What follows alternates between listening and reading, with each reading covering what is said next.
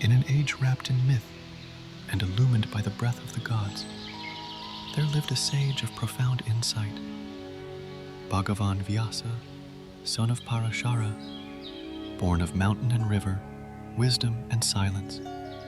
He was the one who gathered the hymns of the ancients, the comparel of the eternal Vedas, and to him was revealed a tale unlike any other, the Mahabharata, a cosmic epic woven from the threads of duty and desire, of war and wisdom, of fate and free will. But Vyasa did not merely imagine this story, he saw it. He had lived among those whose lives would shape the epic. He had walked the forests with the Pandavas, listened to the whispers of kings, and stood at the edge of Kurukshetra's battlefield, where Dharma and Adharma clashed in silence deeper than thunder. Yet his gift was not merely that of memory. Vyasa bore a divine vision, a sacred inner sight. Through it, he beheld the hidden layers of the world, not only what was, but what it meant. He understood the unseen forces, the spiritual essence of each act, the moral heartbeat beneath every word and war. His task was not to recount events, it was to reveal their truth. And yet, even the deepest vision must take form. Even a river of truth must be given banks to guide it.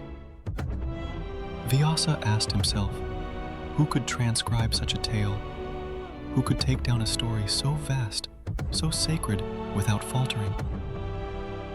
In quiet contemplation, he turned inward and upward, invoking Brahma, the Creator. O sage of truth, call upon Ganapati. Let him be your scribe, for none other may keep pace with your mind and measure your meaning. And so, obedient to the divine will, Vyasa stilled his breath once more and meditated upon Ganapati, the elephant-headed lord of beginnings, master of intellect, remover of every obstacle. The air shimmered, and the god appeared, radiant, composed, his form gentle yet mighty, his eyes filled with ancient knowing. O Lord of Wisdom, I have conceived a work of deep truth, yet it must be written, not merely spoken. Will you lend your sacred hand? Will you write what I speak? I shall do as you ask, but hear my condition. Once I begin, my pen must never pause. You must recite without hesitation. If you falter, I shall stop. Vyasa, ever the seer, had a condition of his own. Then let us agree, but before you write each word, you must first understand its meaning, fully and deeply. Write not what you hear, but what you grasp. Agreed. With unwavering resolve, Ganesha broke his tusk, ready to inscribe wisdom for the ages. And thus began a sacred collaboration, a meeting of mortal and divine. Vyasa spoke with deliberate cadence, his words laced with metaphor and mystery. Verses flowed from him like the Ganga, vast, pure, eternal.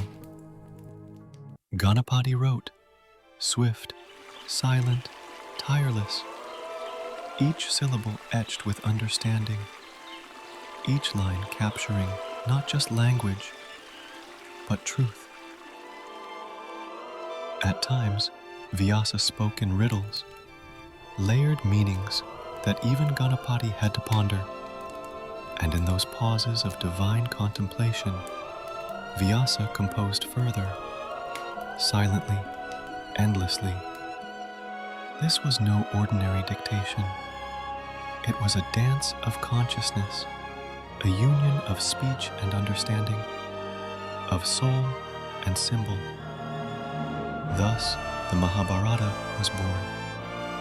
Not merely a tale of princes and war, but a scripture of the human soul, a map of morality, a mirror of destiny. Spoken by Vyasa, written by Ganapati, gifted to the world. A story beyond time, a truth beyond telling.